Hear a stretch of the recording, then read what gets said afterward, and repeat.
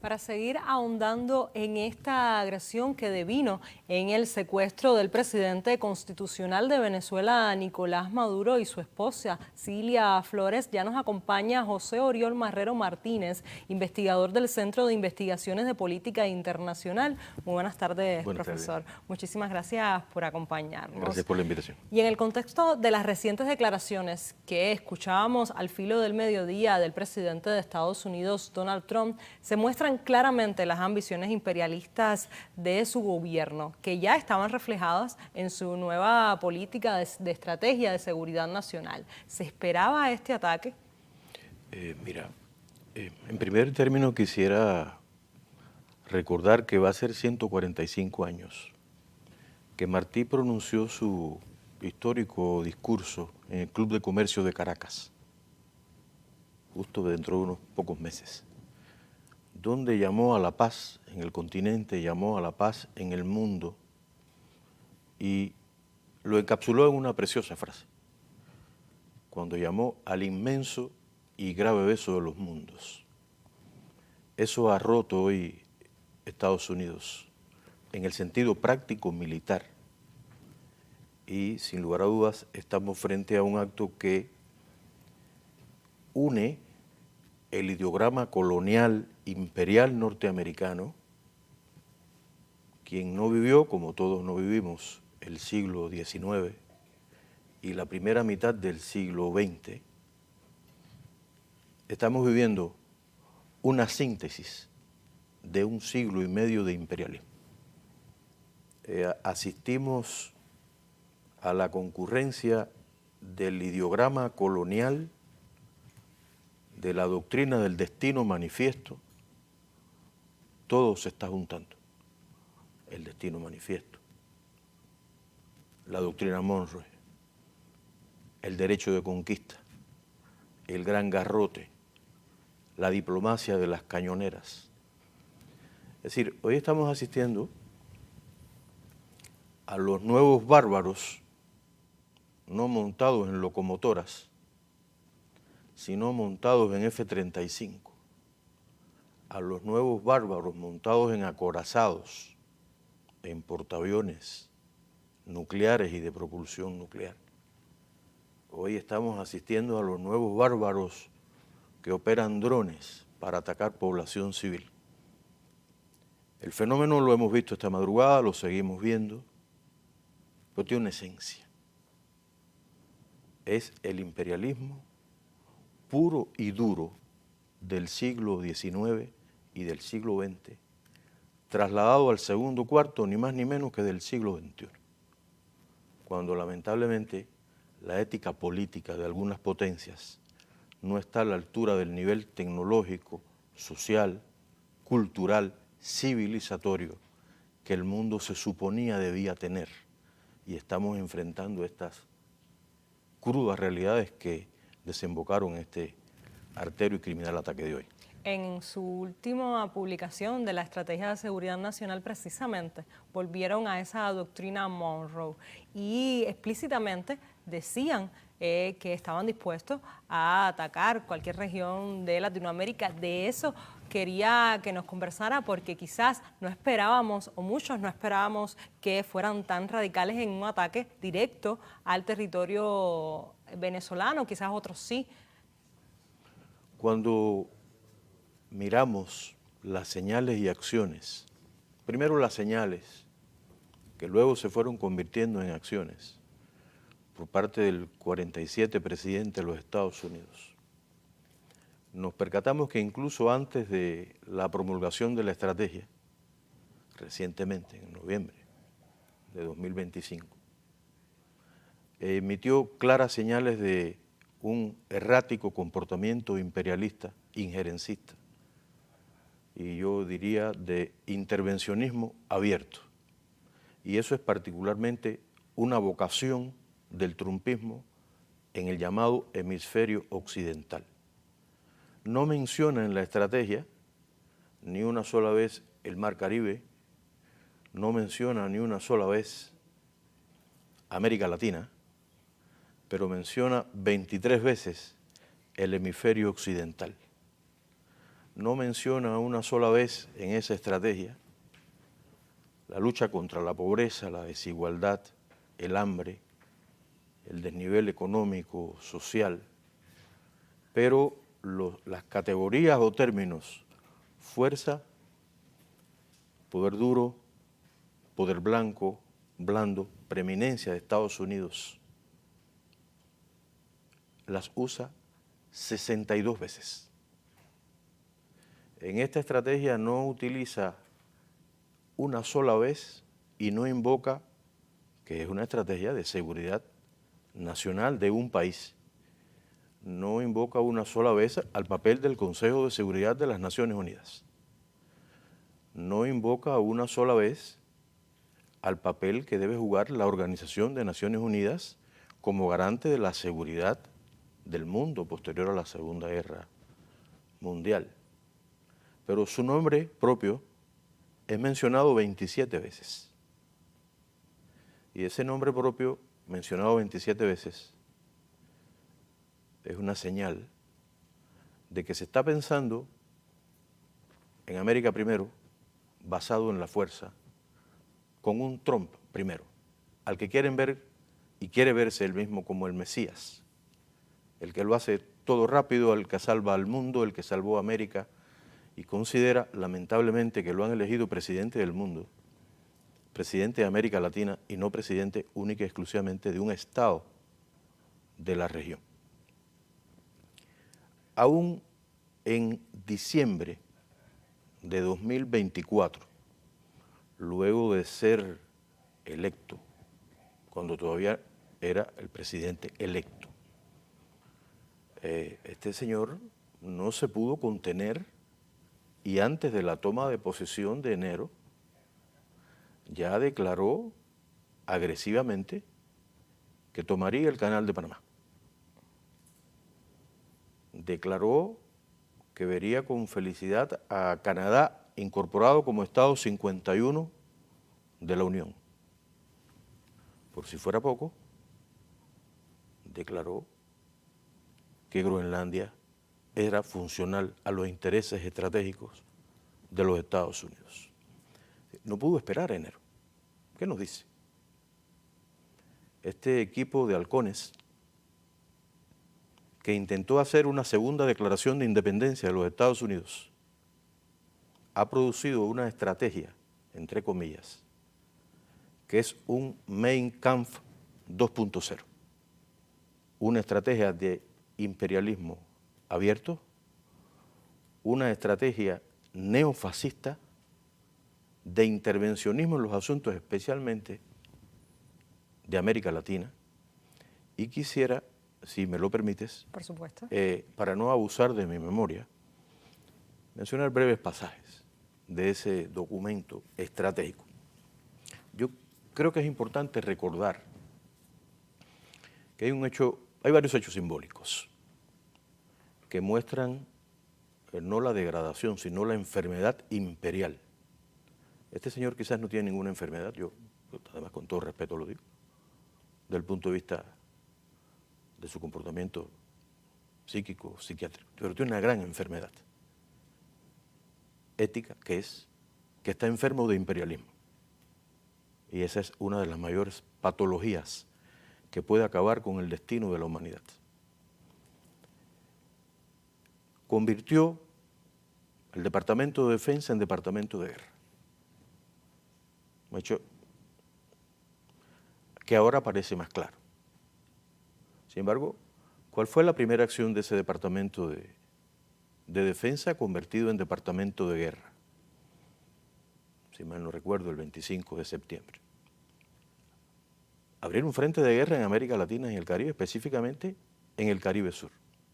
Crear toda la narrativa de la lucha contra el narcotráfico, los cárteles, etcétera, que no eran otra cosa que, como todos sabemos, no es necesario hacer estudios especiales de ningún tipo, se trata de motivos totalmente expiatorios para concretar una política imperial de intervencionismo abierto. que no ha sido la primera vez tampoco. Que no ha sido la primera vez tampoco.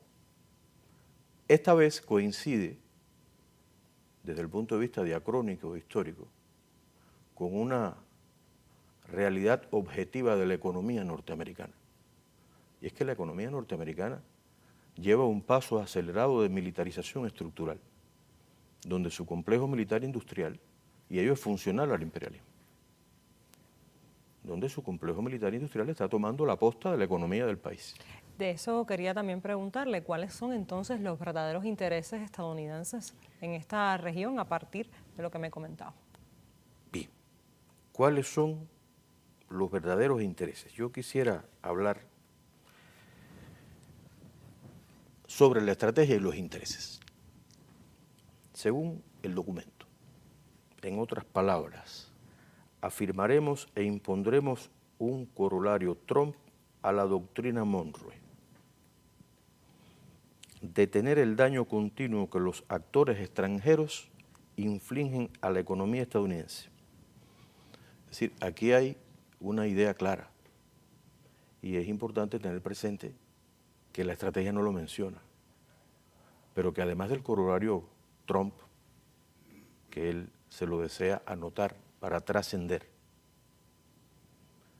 están aplicando, y hoy se ha visto con total nitidez, un corolario del que no se habla, que es el corolario Polk a la doctrina Monroe de 1823. Y es que no solo supuestamente América es el patio trasero de los americanos, sino que Polk añadió otra idea al corolario, a la doctrina Monroe. Es que los pueblos latinoamericanos no pueden hacer libre elección de su soberanía. Este punto, del que se habla menos, es tan importante como la doctrina Monroe, porque justo lo que estamos viendo en Venezuela y en el subcontinente americano... Es que ya ha intervenido en las elecciones en Honduras, intervino en las elecciones legislativas en Argentina. Como se ha dicho hoy por la mañana. Exactamente, vimos los programas excelentes. Ahora bien, los principios de la estrategia. Es muy importante abordar un poquito los principios de la estrategia.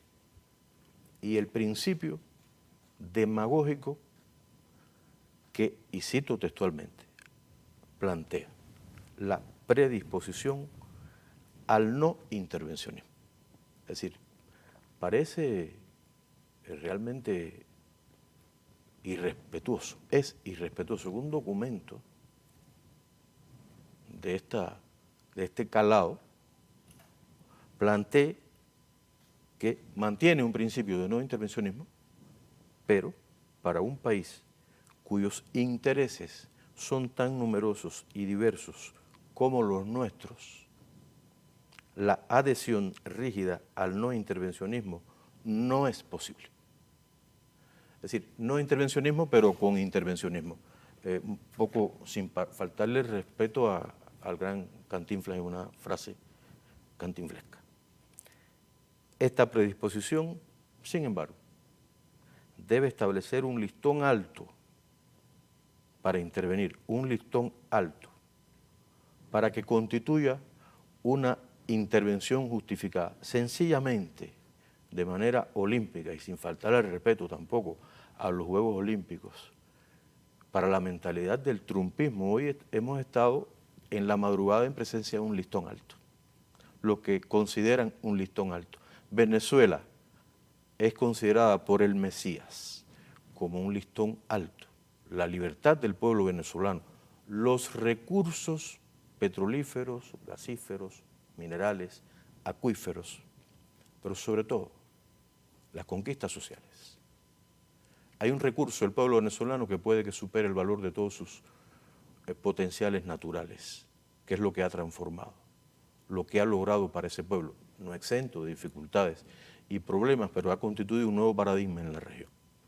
Y aunque no lo dice la estrategia, subyace que debe haber un alineamiento. Entonces, este documento tiene al menos dos rasgos que son en realidad dignos de analizar y de no olvidar, de no ignorar. Uno de ellos, dos rasgos al menos, uno de ellos, y trataré seguidamente de mostrarlo con breves textos de esa estrategia. Uno de estos rasgos es que de una manera irrespetuosa para el sistema de Naciones Unidas y para el resto de la comunidad mundial, visibiliza su seguridad nacional a través de la seguridad del mundo. Es decir, el mundo debe subordinarse a la propia seguridad de un país. Y para que ese país sea seguro debe intervenir en partes del mundo y el mundo debe responder a sus exigencias. Y sin embargo, a pesar de que eso está declarado explícitamente, estamos viendo manifestaciones de los ciudadanos contra esa acción ilegal alrededor del mundo y no existe.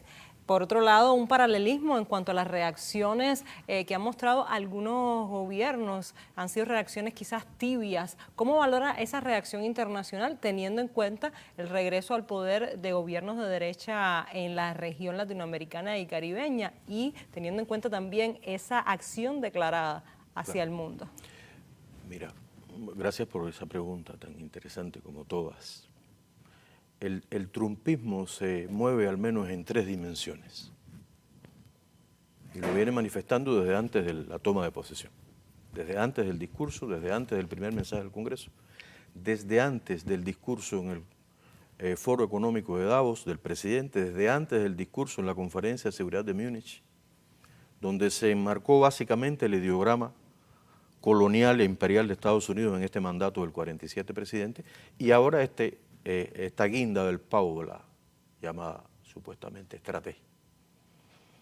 Y es que desde esa fecha, es decir, en que se vienen produciendo estos elementos que dijimos con anterioridad, Trump ha tenido con total claridad la idea de promover en el mundo una política que vaya en la dirección de la dimensión económico-comercial y ha aplicado una guerra económico-comercial a un grupo de países y regiones, a los que llama amigos y enemigos, aliados y adversarios. Es decir, el trumpismo y su estrategia de expansión imperial se manifiesta en una dimensión económico-comercial.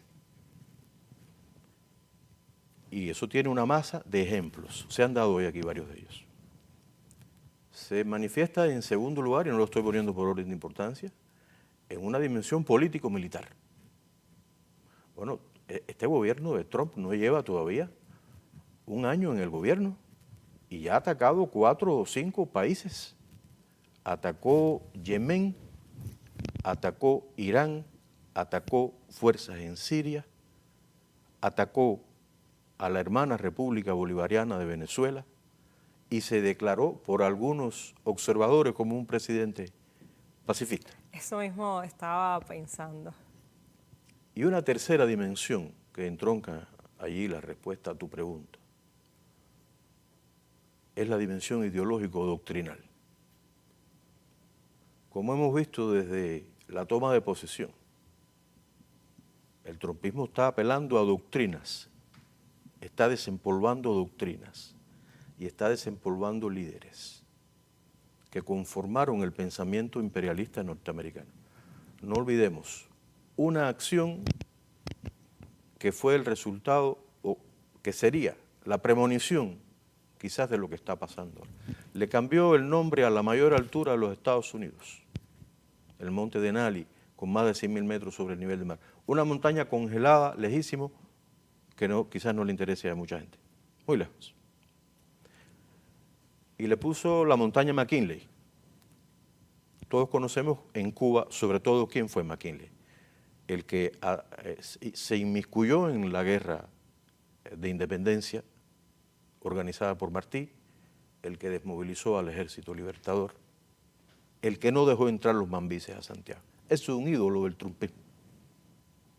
Entonces, esa dimensión ideológico-doctrinal lo ha llevado a intentar reproducir su influencia en el mundo.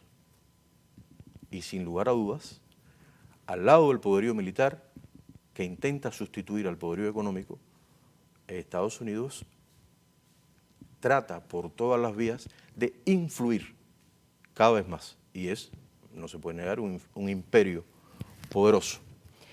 Entonces, lo que quería al respecto decirte es que los pueblos no se dejan engañar. Antes de venir para acá a cumplir con mucho gusto con tu invitación, veía una manifestación que está teniendo, debe estar terminando en este momento en Grecia, multitudinaria, frente a la Embajada de los Estados Unidos, donde el pueblo griego está protestando por el artero y criminal ataque de los Estados Unidos, por el secuestro del presidente constitucional de Venezuela y su esposa, además una revolucionaria venezolana, a carta cabal. Algunos gobiernos se han manifestado, como se ha visto, obviamente gobiernos de la región, hemos sido testigos. Algunos gobiernos incluso de Europa, ciertamente no muchos, han reconocido que este hecho constituye una violación de las leyes internacionales. Y yo no tengo la menor duda de que el sentido común se impondrá a pesar del poderío norteamericano. También lo tenía cuando Vietnam. Pero Estados Unidos quiere a un continente inestable, también que necesite de la militarización para garantizar su seguridad, y esto beneficia al complejo militar industrial de Estados Unidos. Es decir, la seguridad nacional estadounidense depende de la inseguridad de los países del hemisferio. ¿Cuáles son sus valoraciones en ese sentido? Muchísimas gracias también por tu pregunta. Bueno, justamente en segundo lugar, otro rasgo de la estrategia de seguridad nacional de los Estados Unidos, un rasgo muy claro, en su letra, además de intentar ver la seguridad del país a través de la seguridad del mundo, o la seguridad del mundo tributando a la seguridad del país, fenómeno realmente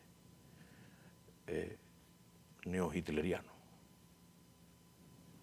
Estados Unidos hoy ha puesto mucho más de manifiesto, y en el discurso del señor 47 presidente, posterior, así en la mañana de hoy, horario de Cuba, es que la estrategia imperialista intenta hacer pendular a los pueblos de América Latina y el Caribe hacia la muralla hemisférica.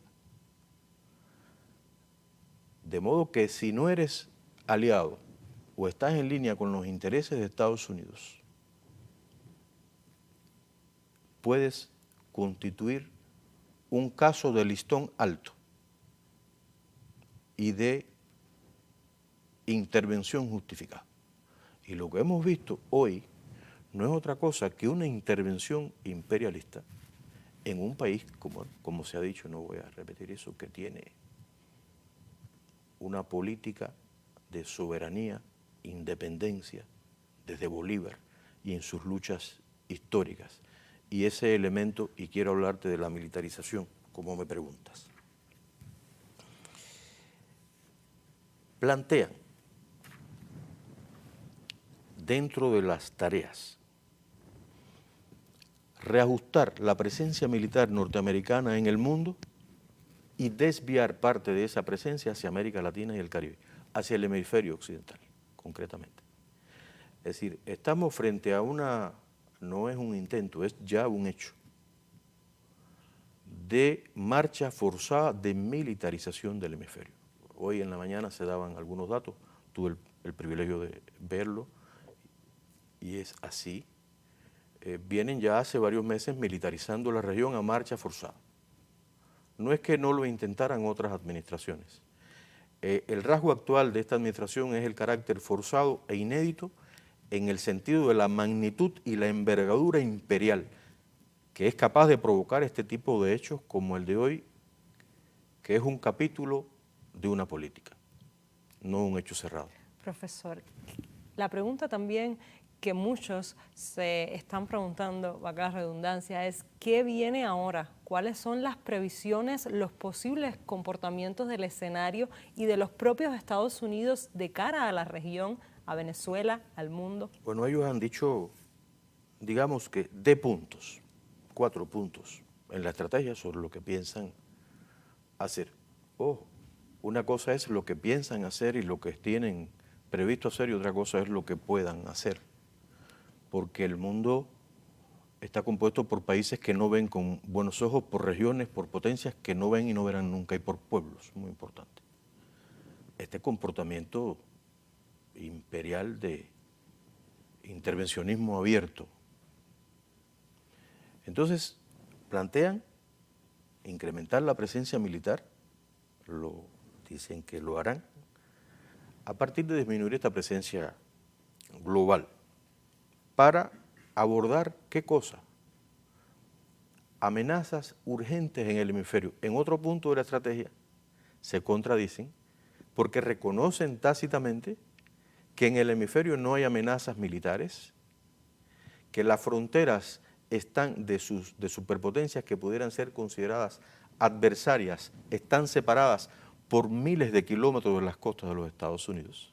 Y al mismo tiempo, para militarizar, entonces, toma el elemento expiatorio de la defensa sobre amenazas urgentes en el hemisferio. Segundo lugar, están planteando y soñando con una mayor presencia de la Guardia Costera y de la Armada. ¿Para qué? Para controlar rutas marítimas. Es decir, América Latina, particularmente el Canal de Panamá y no solo, recordemos el sur del continente, tiene rutas marítimas estratégicas para la navegación mundial de larga distancia, tanto comercial como militar. Otro punto, por tanto, y lo dice textualmente, despliegues específicos y cuando sea necesario, el uso de la fuerza letal. Es decir, esto que estamos viendo en las últimas horas deja claro que estamos frente a una hoja de ruta imperialista. Y sobre ese punto solo quisiera decir el último aspecto antes de hacer otro comentario, si me lo permites. Es que se proponen abiertamente y con total cinismo la meta de acceder por la fuerza, por la conquista, por la toma, por la compra, como sea, como quisieron comprar a Cuba 5 veces en el siglo XIX, Cuba o te compraremos o te zurraremos, le decían a los españoles.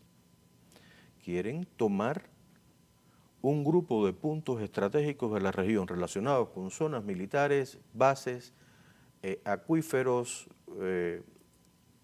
lugares petrolíferos, gasíferos, está declarado en la estrategia. Y para ello ya han indicado un estudio profundo, dicen los señores, sobre al brazo de inteligencia de la comunidad, al brazo analítico de la comunidad de inteligencia de Estados Unidos, que haga un estudio a marcha forzada de cuáles son los puntos del continente. Es decir, estamos en presencia de un intento de toma de un continente. Y la pregunta que hacías relacionado con la militarización, yo quisiera concluir, si es así que estamos concluyendo, con la siguiente idea. Si no se entiende la ruta del dinero, no se entiende el comportamiento del capitalismo. Si no se entiende el negocio de las armas,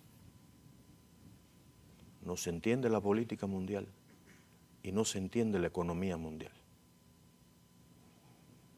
Y eso se arropa por una dimensión ideológico-doctrinal, político-militar y económico-comercial, basada en ¿qué? En una estrategia de intervencionismo abierto. Estados Unidos hoy está atrapado, a largo plazo atrapado, en una gran contradicción civilizatoria, que lo está llevando a cometer estos errores civilizatorios garrafales de cara a la historia de la humanidad. Estados Unidos viene, sobre todo de manera acelerada en los últimos 2 años, incrementando en flecha la presencia de la rama militar en el contexto global de la economía del país. Si hace 2 años Estados Unidos exportó 170.000 millones, que no es poco dinero, bien, 175.000 millones, 175 billones de dólares en armamento. En el año 2025, estoy hablando de datos que ninguno los he producido en mi barrio, son datos oficiales. Estados Unidos está exportando armamento por valor de más de 320.000 millones de dólares. Estamos hablando de 320 millones. ¿Pero qué significa eso?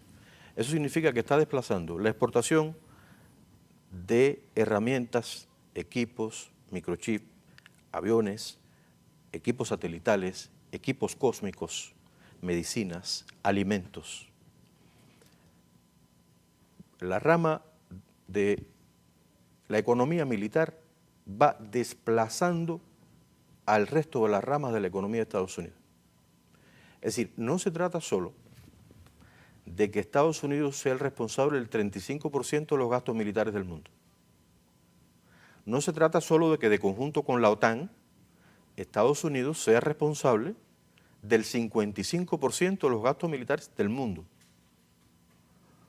Se trata de que es el responsable del 43% de las exportaciones militares del mundo. Y el que vende un producto determinado, X. Necesita que haya guerras. Necesita, si usted vende, perdóneme el ejemplo poco científico, helados, bueno, pues usted necesita quien compre, ¿verdad? Ese producto, si vende un producto determinado, perfume, lo que sea, lo que usted desee. Si usted vende armas, usted está secuestrado por el complejo militar industrial, porque usted necesita vender armas o crear una situación de conflicto, de caos en el mundo similar a una guerra que produzca las necesidades de comprar armas. Y es lo que está haciendo con la militarización subordinada de Europa, con el 5% que le han impuesto a la OTAN o con el % que le quiere imponer a Corea del Sur, Japón, Australia, de incremento en flecha de los gastos militares.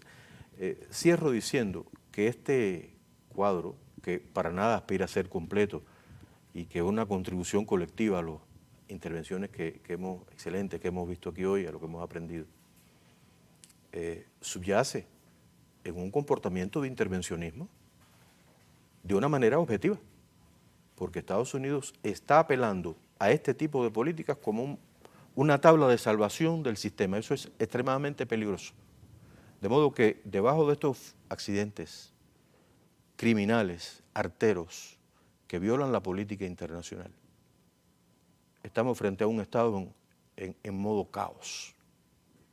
Estamos frente a la principal superpotencia todavía en cuanto a Producto Interno Bruto nominal, no así por capacidad de paridad de compra, que lleva al mundo a un estado de inestabilidad, de entropía, que genera efectos en cascada. Y solo la denuncia, la lucha común de los pueblos, el combate porque prevalezcan otras visiones. Un escenario tenso y esperamos que reine la conciencia en todo este escenario y que la posición de los pueblos del mundo y esa oposición también a esa agresión militar a Venezuela pues culmine en buen término, si se puede decir de esa manera. Le agradezco mucho, profesor, por habernos acompañado esta tarde.